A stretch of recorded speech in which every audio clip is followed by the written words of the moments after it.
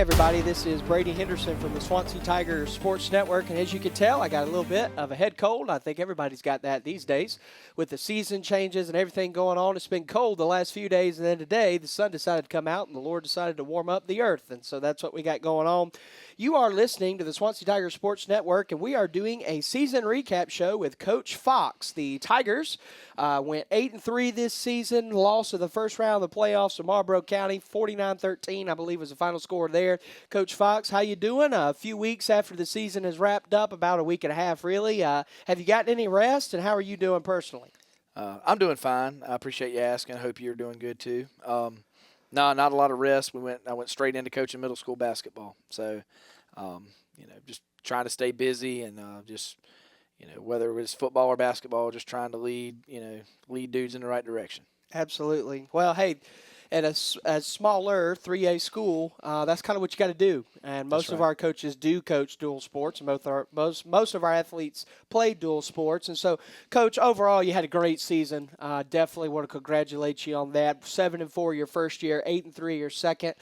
If we continue to climb the step ladder, we'll win more games next year, maybe go further in the playoffs. But as we have said all year long on our coaches show with you, and by the way, next season, obviously we got started at the end of this season. We'll have a coaches show every week for you next year, so just stay tuned for that. We'll do a few preview shows before we kick off next year during the summer, so make sure you stay tuned to our social media. We do have a website that's coming to be able to showcase all of our interviews and all of our different stuff, because if you haven't already, go over on our YouTube channel, check out our interview with Coach David Smith about Swansea men's basketball. At the recording of this, they're going to be playing Friday night against ALA at Pillion High School in the tournament that they're playing in. But Coach, as we've said all season long on our coaches show and post-game shows, you have a really young football team.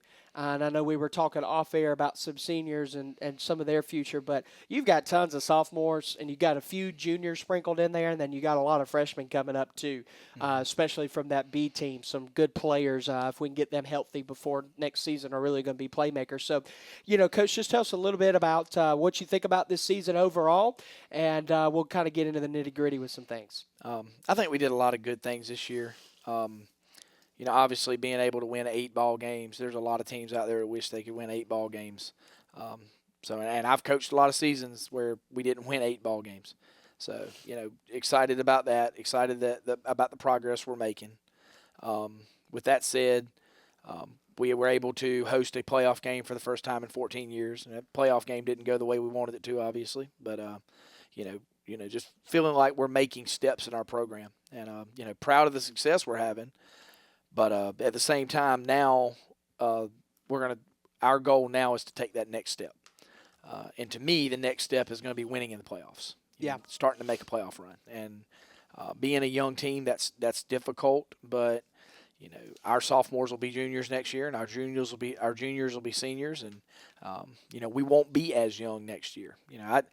One of the things that I've always seen in coaching is that kids make a really big jump between their sophomore and their junior year. They're starting to they're growing into their bodies a little bit more. They're getting bigger. They're getting faster and stronger. And I'm excited about this group, and I think we will be able to make that next step next year. And I'd agree with you, Coach. 2 sophomores that automatically come to mind. Obviously, your quarterback, Kendall Wright, your running back, DeAndre Caldwell.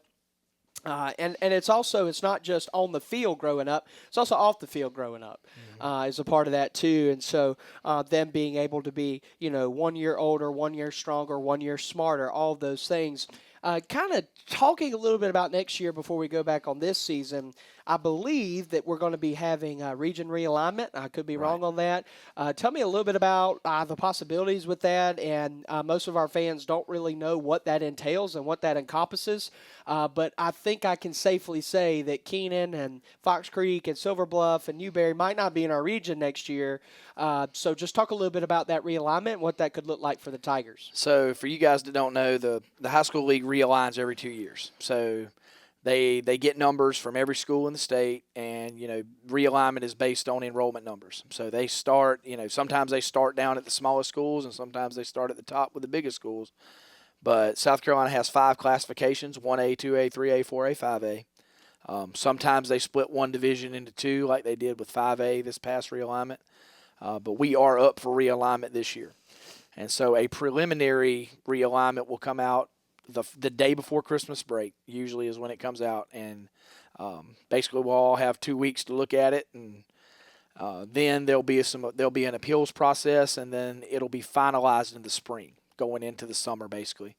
And so that'll tell you who your region is. Wow. We're hearing all kind of things. I've heard Newberry might drop to 2A because of their numbers. But we really don't know. Yeah, we have no idea. We really have no idea.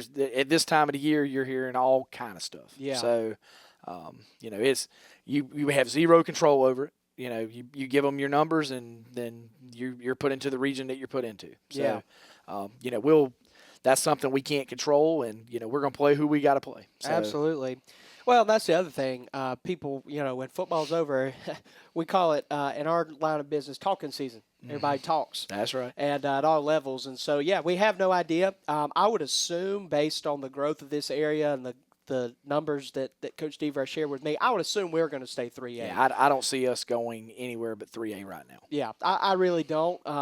Hey, it'd be nice to go to 2A, but I don't see that happening.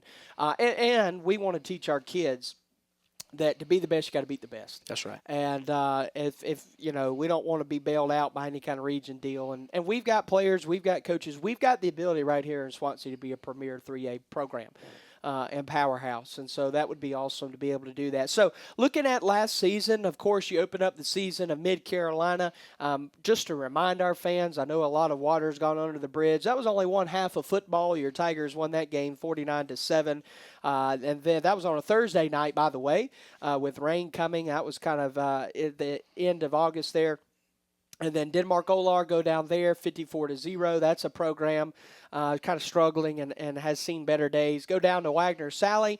Your former coaching stop beat them 35-0 that night. And then host Pillion at home for quite possibly the largest attended game this season, you could argue. 28-27 came down. Tigers win a drive or a game-winning drive there at the end of the game. Really awesome game. I will remind you, Pillion's got some players. I just got to put that out there. Brady Cottingham, they got a really good quarterback.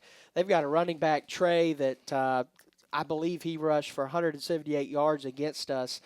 He was pretty good, and Pillion had a good season, though they lost in the playoffs.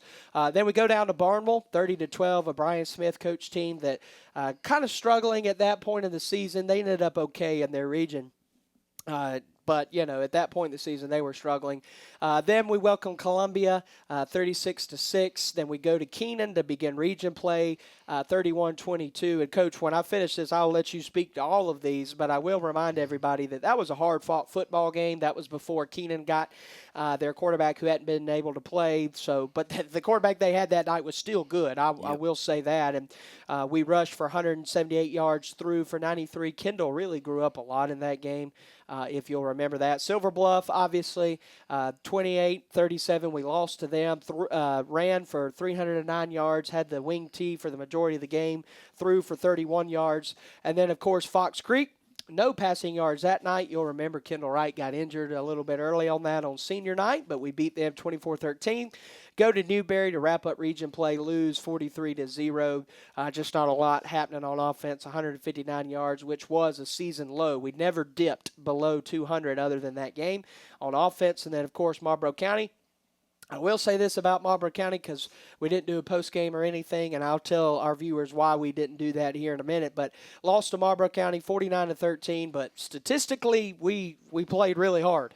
We did not give up 286 total yards that game, 103 passing, 183 rushing. It was quite the game. What I mean by that is the score doesn't tell the whole story, right. Especially there in the second half. We didn't capitalize in the red zone like we wanted to, but we were in the red zone several times, and a lot of those seniors just did not give up, all of those seniors. And so, anyway, that's a little bit of the wrap-up, Coach. And so, of course, your team averaged 29.8, so we'll round that up to 30 yards per game. gave up 19.6 per game. That kind of was skewed a good bit by the last 2 games. Total rushing yards, of course, we know you're a rushing football coach, 216, and then passing 89.9.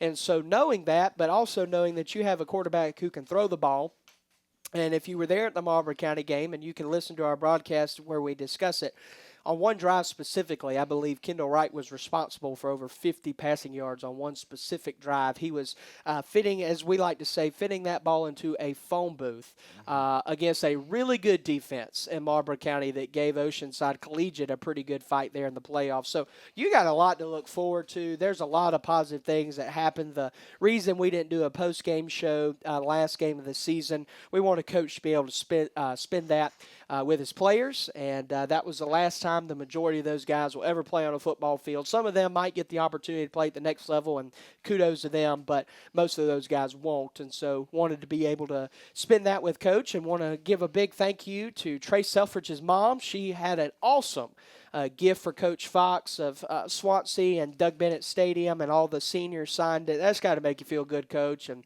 you got so many good kids. I was able to get a hug from some of them, Jarrell Wine and William Geddes, and those guys weren't sad. They were grateful.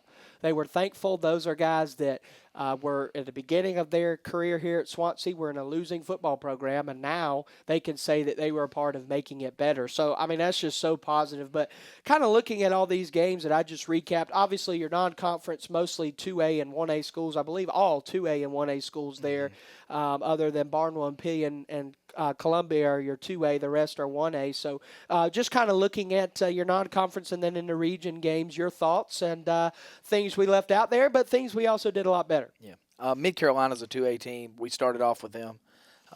They ended up winning a share of their region championship, actually. So, looking back on that game, we didn't think, honestly, coming out of that game that they were going to be very good. But one half of football, I mean, that's we played about as good as we could play that night. And then obviously the Denmark and Wagner games, went the way they did. And then Pillion was a good football team. They're going to be a good football team here in the next few years. Barnwell was down a little bit with some injuries, obviously. Columbia was our homecoming opponent, and then we got into our region and finished 2-2 in our region. So, we, being honest, man, we put some 2A and 1A schools on the schedule when I came in because we felt like we needed to generate some excitement. We needed to play with some teams that we felt like we could compete. Honestly, we could compete with coming off of a 16-game losing streak. Absolutely. So, I mean, we needed to bring the schedule down a little bit, to be honest. Yeah. Instead of playing River Bluff and Midland Valley. Exactly. Now, with that said, most of our wins have not been close games. So, we do feel like we've got the program in the right direction. There hadn't been a region win in a while here. And we've been able to win 4 region games in 2 years, and I don't know when the last time Swansea won 4 region games was. So, it's been a long time. We know we're moving in the right direction. Yeah, and I think we've made some good decisions to move the program in the right direction. With all that said, I think next year we're going to move in a different direction. We're going to beef the schedule up a little bit. Okay. We haven't locked anything in yet, so I'm not going to talk about who we might be playing. Sure. But if we want to make the next step, we know we're going to have to play some better teams in the non-conference. Yep. So, that'll be part of it. And, our record might not be as good, to be honest. But we're going to talk to our kids in the offseason about making the next step. Yep. And that, to me, that's winning the playoffs. Yep. We need to be able to make a playoff run. And to win in the playoffs, we need to be prepared when we get there. Yep. So we feel like we've got the program on a good footing now. We've got a good base, and we've got some success under our belt. Now let's build on that and go from there. But I think that's where we are. And, looking back on this season, you mentioned a lot of stats as well. We ran the ball pretty well, and we threw the ball decently. Really excited about our young guys next year. You mentioned Kendall. It's his first year as a varsity starter, and he's got a whole year under his belt now. And he's only going to get better. So really excited about him. You mentioned DeAndre. DeAndre has a chance to be a really, really good back. And then we've got a lot of other young guys too. I mean, it's just a lot to be excited about as a Swansea Tiger right now. Well, Kendall Wright was responsible for a total of 1,177 total yards if you add his rushing, so he is very much dual threat. And even, Coach, looking at the schedule you had this year, there's rumors, and like I said, they're just rumors. It's not necessarily truth, but there are rumors that Pillion could be 3A next year with the amount of growth they have. And so that wouldn't surprise me, and playing them again, especially not being that far away. I mean, that's going to be a dogfight, I feel like, every year. Right. Coach Helms has got them in the right direction. Of course, he's a former NFL player, played at Carolina, great guy. So anyway, we're going to take a quick break, and we are going to be right back. So don't go anywhere, but here's a quick break for a quick word from some of our sponsors.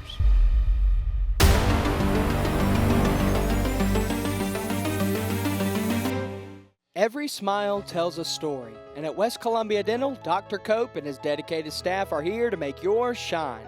Located at 2318 Sunset Boulevard in West Columbia, we provide individualized dental care because no two smiles are alike.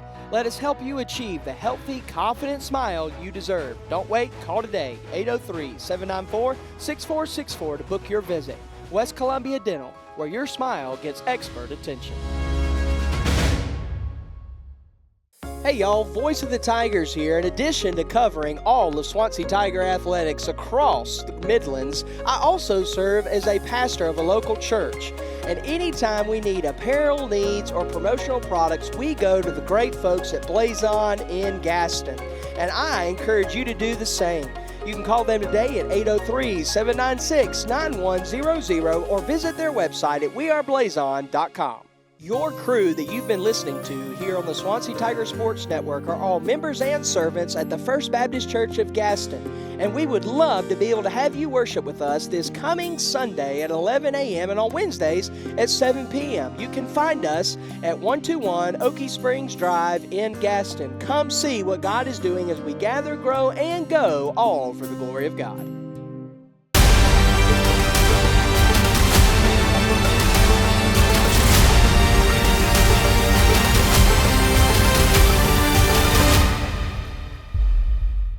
All right, we are back here with Coach Fox on our season recap show, and thank you to all of our sponsors that you just heard from for supporting Swansea Tiger Sports Network to do what we can do. Because of their support, we'll be able to broadcast all home baseball games next year and away and football games next year. And so once Coach releases the schedule, gets it to us, we'll be making calls trying to get booth space for all of those away games and playing that game, which can be kind of hard. And so, you know, with fans thinking about next season, Coach, and we've talked about the climate with realignment, a lot of these teams could change, could go up and down. So I would just tell our fans be optimistic, and don't forget that Silver Bluff, I think, was 5-3 or 4-5 or some kind of record. It wasn't as good when they came and played us, but they had a strong non-conference, right? And they were a really good football team. And so, just a friendly reminder to our fans that just because you play some good teams and lose doesn't mean you're not very good. It just means you played a hard non-conference. Right. And so that's something to kind of keep in mind. And with a football team that's kind of up and coming, I will say, at least offensively, before we get to defense, the big name or the two big names that pop off that you're losing are Dante Caldwell, 110 rushes, 750 yards, 6.8 carry, 14 touchdowns. He was pretty incredible this season. Good young man. Hope he's able to play at the next level possibly. I know he's interested in attending Benedict. I don't know if he wants to play there or not, but I know he wants to attend there as a student. Another interesting part about your offense that I don't think has gotten enough attention this season as far as turnovers go, you've averaged 0.7 turnovers a game, so less than one a game. Your football team, to be so young, has taken care of the football very, very well. And so, obviously, Charlie Moody, we're losing him. Saw him last week. Some of us from church went to Chili's to eat, and he was there, and that is a big old boy, and he can eat his weight, my friend, and that's what he did. He sat at the table next to us. Great young man, as you have a lot of good seniors. But offensively, with what you're losing, with what you're returning, how excited are you for the offense next year? And obviously, I'm not the football coach, and I'm not going to tell you what to do, but it wouldn't surprise me if you end up throwing the ball a little bit more next season. Right. You know, you mentioned some of our seniors, and I don't want to get into mentioning too many of their names because I don't want to leave anybody out. But Yeah, you know, obviously we're going to miss Dante on offense. You know, he ran the ball really well. He's such an explosive player for us. You know, we're talking offense right now, so Dante is a huge part of what we did, and we're definitely going to miss him. But with that said, you know, we feel like we've got a lot of young guys that are coming up, and a name that we don't mention a lot as a young guy is J-Ron Hartwell. Yeah. Hartwell is really, really explosive with the ball in his hands, and he just didn't get a lot of opportunities this year because he's kind of behind. He's kind of been behind some other guys. Yeah. Well, you know, graduation kind of creates opportunities for younger guys sometimes. Good point. I think you'll see the ball in his hands a lot next year. He's number 34. He's correct? number 34. Yes, sir. Played mostly on defense for us. Yep. He's probably more naturally an offensive guy. I'd agree with that. But just kind of, like I said, was just kind of behind some older, bigger, stronger guys. So, just really excited. Yeah, I've started tinkering around a little bit with some things we could do next year offensively, and definitely knowing that if you've got a quarterback back there that can do a lot of good things. I've talked with Kendall as well. I want him to run the ball more. Yeah. He's such a good runner, and it doesn't really come as naturally to him as I wish it did. But he's got a really good arm, but he also is such a good runner. So we're going to try to get him to utilize that a little bit more as well, and just excited about all of it. Just really excited about our young group coming up. Absolutely. And so as far as defense goes, I don't want to leave anybody out. I know Dante played a little bit of defense for us. But Dante, William Geddes, Jarrell Wine, and P.J. Larry are the seniors that come to my mind. You tell me if I'm forgetting anybody. Right. William Geddes, almost 100 tackle season. 93 is what he ended up for. 4 TFLs, 2 sacks, 9 quarterback pressures. And then, of course, on our stat sheet right below him is sophomore. He'll be a junior next year, Nick Riley. 56 tackles, 12 tackles for loss, 6 sacks. I want you to think about that, fans. He didn't play as much as some of these other guys. He got limited snaps in some games, and so 6 sacks for the amount of time he was on the field is pretty good. Jarrell Wine, we're losing him, of course. Great young man, 69 tackles, 11 for loss. And then, of course, P.J. Larry, 49 tackles, 5 of those for loss, and then 4 sacks and 2 interceptions. And so you got a lot returning on defense too. Right. We're going to lose a little bit, but obviously I think with Jeremiah Waymyers, the freshman who had 51 tackles, 9 tackles for loss. Obviously his brother will be coming up to the freshman academy. Of course he might play JV. We don't know, but his brother's pretty good as well, Elijah Waymyers. And then of course Jeremiah Jones, we get him back. I believe he was a junior this year, so he's a sophomore. He's a sophomore. Okay. Yep. So he had 1 TFL, 1 sack, and so super excited about the defense. And honestly, the defensive side of the ball was super strong this year. Of course, DeAndre Caldwell played really good safety for you. I guess I was surprised, Coach. Of course, DeAndre Caldwell had 58 tackles, 4 of those for loss, 1 sack, 1 interception, 8 quarterback hurries. Kind of played that safety mostly all season. I was surprised how natural DeAndre was on defense. Just has a nose for the ball, plays really strong. Obviously, he's a great runner. He glides across field. We know all that on offense. But to see somebody be that effective on defense, that young, and let's be honest, DeAndre's not the biggest guy on the field either. If he could bulk up over the offseason, my goodness. Right. So anyway, it's, you see what you lose, but, I mean, how excited are you for what you still have? The 3 seniors we're losing on defense, you mentioned them. We're going to end up losing 4 starters. Yeah. William Geddes, P.J. Larry, Jarrell Wine, and Dante Caldwell. But Dante ended up splitting time with Tavon towards the end of the year. Yeah. Basically we're losing our linebacking core on defense. Yeah. But with all that said, our defensive line all year was basically 2 sophomores and a freshman. We had several sophomores playing in the back end. And as I stated to you, a lot of times this year, almost every one of those guys was a first-year starter. Well, next year, they'll be 2-year starters. Yep. And, our D-line won't be sophomores and freshmen. They'll be sophomores and juniors. And then we will need to create some linebackers. But there's some things that Coach Coleman can do to make those linebackers' jobs a little easier. We didn't send a ton of pressure this year. We sent some. Yeah. But with senior linebackers, you can let them play a little bit. You don't have to send as much pressure. we'll probably send a little bit more pressure with younger guys next year, get them moving. And we'll have we've got some good young guys coming up from the JV team, and I know our JV team didn't have a ton of success this year, but we've got some guys coming up from JV. We've got some guys maybe coming up as freshmen that might be able to help us in the linebacking core.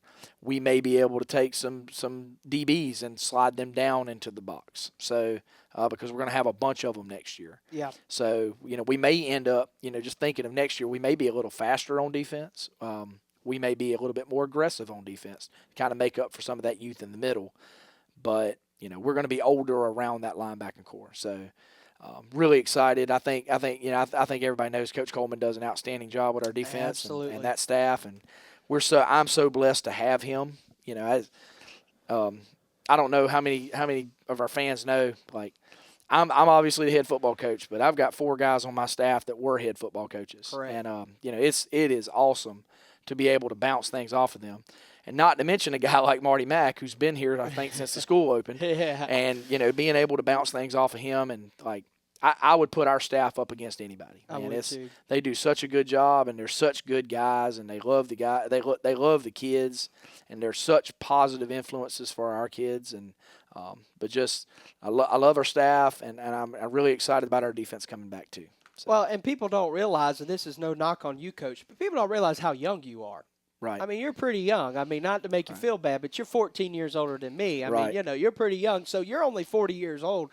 I mean, we're hoping that you'll be here a long time, and I'm hoping I'll be here a long time. And, that's right. We could be here doing this a long time together. But, you mentioned those 4 coaches. I've got 3 in mind, so you'll have to tell me the one I'm missing. David Smith was a head coach. He did DBs for you this year. Brad Coleman, defensive coordinator. Preston Deaver was a head coach. He did O-line this year. So am I missing Coach Bush? Jason Bush was the head coach at Columbia for 8 years. Okay. At least 8. Maybe 9. I think it was 8 because he got the Columbia job when I got the Wagner job. And our first scrimmage was against each other. Okay. And now he's on your staff. And now he's on my staff. So there you go. So anyway, that's pretty cool. You also got some young guys that wouldn't surprise me if they'll be head coaches one day too. And so Tristan Watts kind of comes to mind, and there's some other young guys. But you've got a really good staff. I agree with you. As far as defense goes, we'll wrap on that before we take another break. They allowed 150 yards rushing per game. That's pretty good considering who you played. Especially non-conference. Many of those were rushing football teams. Right. Of course, passing yards, you only gave up 119 per game, only 270 total. And then, of course, as we said, about 19.6 points a game you gave up. So you had a really good defense. Of course, when you mentioned Brad Coleman in high school football circles, Brad Coleman is synonymous with good defenses. That's right. As people are going to know that. And so when we come back, we're going to talk about special teams, talk a little bit about that and how that was a part of our football team that we did give up some points this year that we could definitely eliminate next year. So we'll talk about that when we come back. But for now, why don't you listen in, don't go anywhere, and hear a word from our sponsors.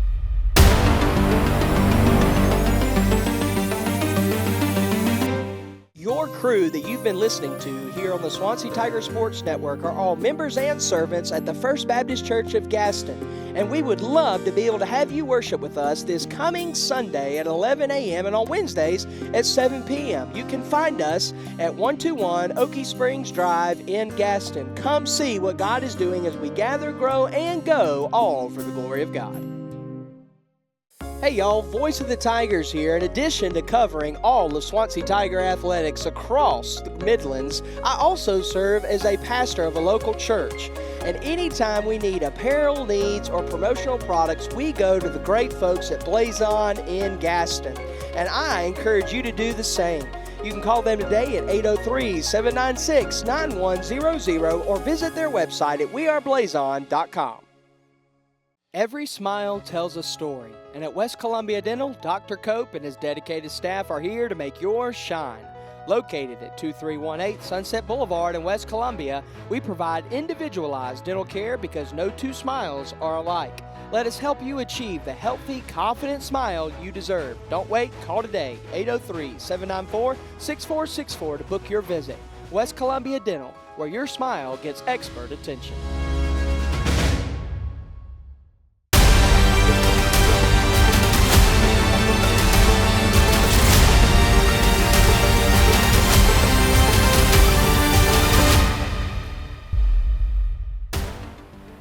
right, we're back again. Thank you to the sponsors of the Swansea Tiger Sports Network. As I said a few minutes ago, we will be live next season on the air for all football games, home and away. And if we make it to the playoffs, then we will hopefully be able to provide that for you as well. Most of our fans don't realize that once you get in the playoffs, you got to pay fees if you're going to broadcast. So we're always welcoming new sponsors if you or your business would be interested in that. Talking about special teams, obviously, Oscar Espinoza gets hurt at the beginning of the season. Prior to that, he was 15 for 15 on extra points. Didn't attempt any field goals. Just to remind people, the games he kicked in were, of course, Mid-Carolina, 49 points scored. Denmark Olar, 54. Wagner Sally, 35. So that's kind of why he had so many attempts. So he gets hurt.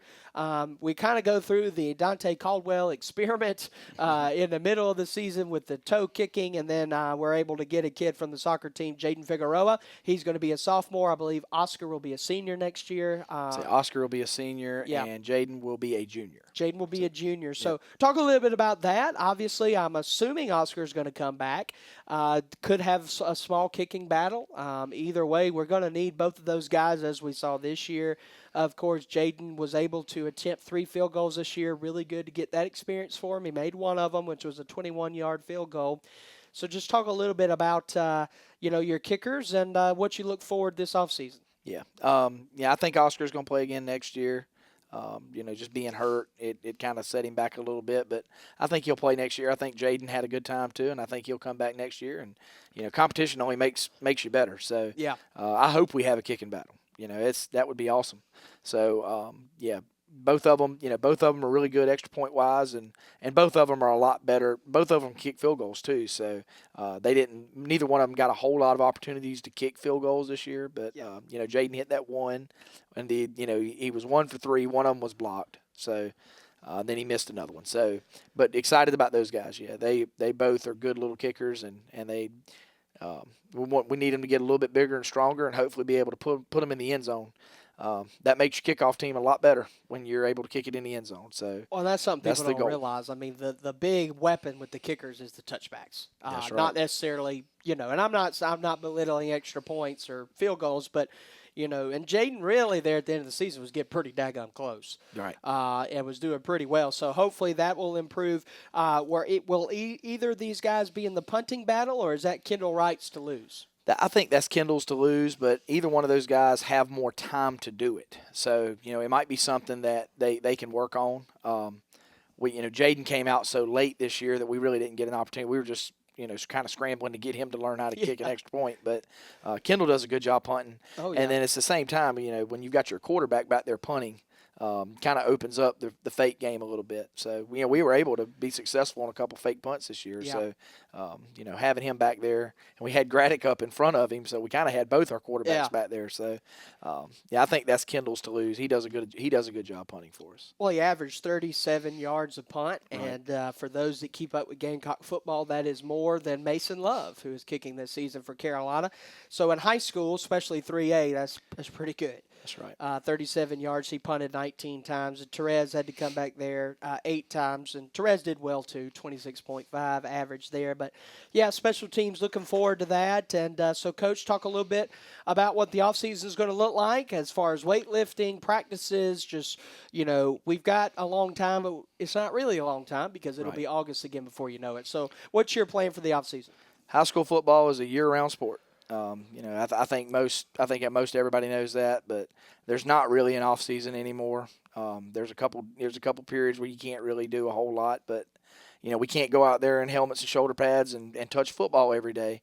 But our guys are working right now to get better. So almost all of our guys are in a weightlifting class. Good. Throughout the day, and we at Swansea we're on a 7-period school day where a lot of people are blocked, which means that our guys are in the weight room all year long. So they're in shorter class periods, but they are in the weight room all year long. So Coach Coleman runs the weight room as well as Coach Mack. So Coach Mack's got some weightlifting classes as well. We've got a good program, and our guys work hard. And then for the guys that can't get in the weight room during the school day, as soon as basketball's over, I'm in there pretty much every day after school, and we'll get those guys lifting and running. So we'll start an off season, and for the guys that do lift, during the day. They'll stay after school and start running with us as soon as I'm done with basketball. Okay. So and that's a 4-day-a-week thing if they're not playing a sport.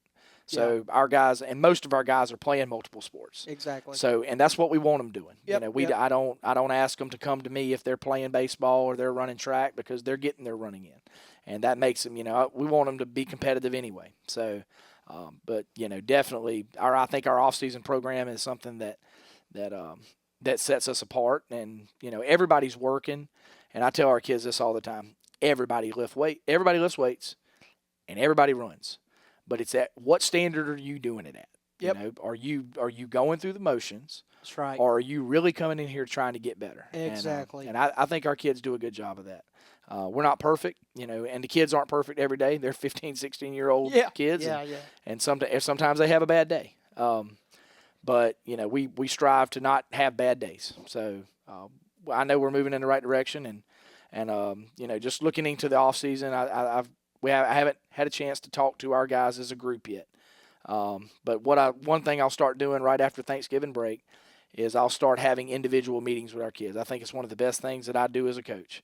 But every one of them, we sit down in my office and we talk about things that they did well, things that we did well as a team, things that we need to improve on, things they need to improve on.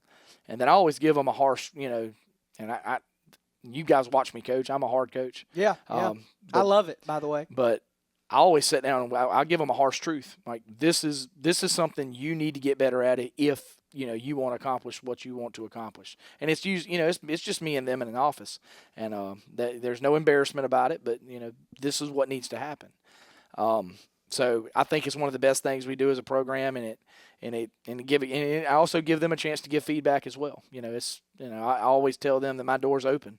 But that's we'll start that up here soon, and it'll give us a chance to have feedback both ways, and then get really into building for the off season. But our goal now is to make the next step. That's going to be the theme of our off season, is the next step. And that's all we're going to talk about. And what is it going to take for us to get to the next step? And then what is it going to take for our players to do? What is it going to take for our coaches to do?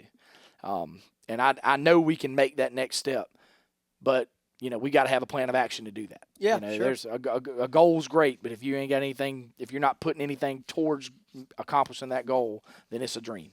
So we're not into dreams around here. We're into goals. So action plans and goals. Absolutely. Well, that's a good point, Coach. I appreciate that. Is there a spring game? Do we do a spring game here? Or? Yeah, we do. We do a spring game to end spring practice. Last year we split our team into a purple and a white team, and purple and white because we don't have any gold jerseys. But we do now. Yeah, we do now. So we might could do. Yeah. But I put them in practice uniforms for that. Yeah. And we do it right out here on the practice field. Okay. And invite the public, and it was a good deal last year. We got somebody hurt. Gavin got hurt. Okay. But hopefully we can keep everybody healthy. But that's something good for us. And the kids love it. So. Well, you got a date on that, or you'll let us know? I don't know what the date's going to be yet. Still looking at. I know when we're going to start spring practice. So it'll be in May. Okay. So it'll be that last week of May. All right, and that'll be on the practice field. It'll be right there on the practice field. All right, so we'll let you know when that is, Coach. As we did every week, I'll do it, kind of put you on the spot here, but 3 keys, or as many as you choose, for the off season that you got to do better. And by the way, I love what you said about meeting with them individually. And I just want to, toot your horn a little bit. Man, hey, I was Coach Hard growing up. And now I'm a pastor, for those that don't know, and it's prepared me, because I've always heard church people can be, hard sometimes, but that's life. Whether you're in business, whether you're in a school, the better you can handle hard truths, the better you're going to be. That's right. In other words, don't duck your tail and run and pout and scream. I just appreciate you doing that. We see you on the sidelines. I know the kind of person you are, so I know our kids are in good hands. But, man, if they can hear it from somebody that loves them and can be hard on them at the same time, they're going to be better men. Because here's the thing people don't realize. I played basketball. Guess what? There was a day I played my last basketball game. There was a day you played your last football game. That's right. And guess what? You got life after that. And then life begins. And so, anyway, I think that's important to kind of point out. But your keys to the offseason of what you can accomplish this offseason to set you up for success next season. I think, number one, the weight room is of such importance. And our guys are lifting, but like I said a second ago, at what standard are we working in there? So, we're going to, when I meet with those kids individually, we always are going to set goals. We're going to set some preliminary goals. What do you want to bench? What do you want to power clean? What do you want to squat? And so, meeting those goals is going to be important. We need to set ourselves apart in the weight room. Some of that's going to be because we get older. Getting older makes you stronger. Yeah. But we need to ratchet it up in the weight room, and I think our kids understand that. And so that's going to be important. That's going to be the first key in the off season. And the second key, and I'm just going to have one more, is just gaining some maturity. And I heard Nick Saban say it the other day, and again, it's some of that's going to be getting older. But we were a young football team this year, and I think we handled some adverse situations well. And I think at times we were a little immature, and I'm not sure that happened always on Friday nights, but I saw some of it through Monday through Thursday. Yeah, and but I heard Nick Saban say the other day that I love Nick Saban, and I think he simplifies things better than anybody I've ever seen. But Nick Saban said the definition of maturity is being able to focus on the right things at the right time. And I think that's what we need to be able to do on Monday through Thursday all the time. And some of that's going to be getting older. But we've got to gain some maturity and be able to lock in when we need to lock in.